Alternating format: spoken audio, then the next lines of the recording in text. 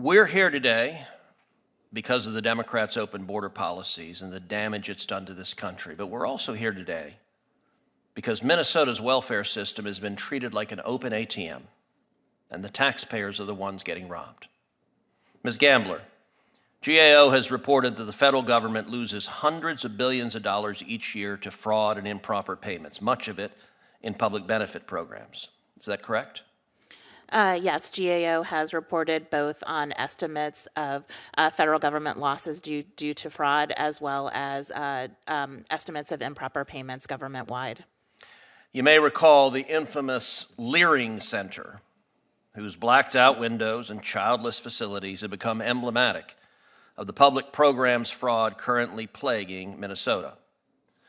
Mr. O'Brien, when investigators encounter fraud this obvious, does it usually represent just a single isolated bad actor or the visible tip of a much larger scheme?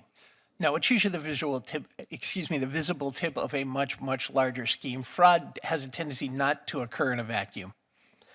In that instance, the fraud was so blatant that the owners of the business couldn't be bothered to spell the organization's name correctly on the public signage. Mr. O'Brien, does fraud of that magnitude typically persist because it's difficult to detect or because oversight and enforcement break down? It tends to persist because oversight and enforcement break down, and it tends to spread geometrically. The Somali fraud problem in Minnesota is not confined to child care centers. Federal prosecutors in Minnesota expect that half of the more than $18 billion spent since 2018 on 14 different Minnesota welfare programs may prove to be fraudulent.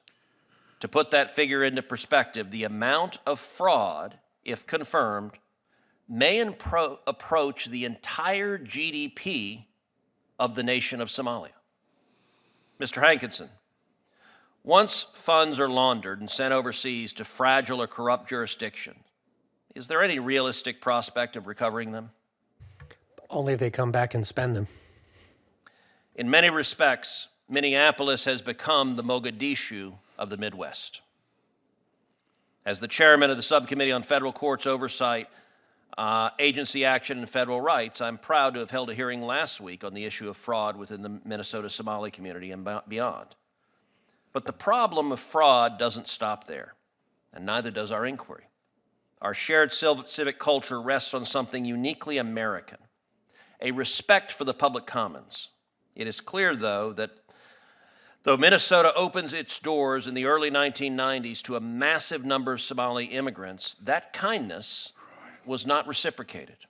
Instead, it was exploited again and again and again, and that's simply unacceptable. Mr. Beer, can any welfare system long survive if large-scale fraud is excused and explained away rather than confronted? No. It would be entirely naive to assume that fraud of this magnitude simply stopped at public program frauds. I encourage you to examine the graph behind me. What do you notice about the usage of public programs among Minnesota's Somali immigrant population?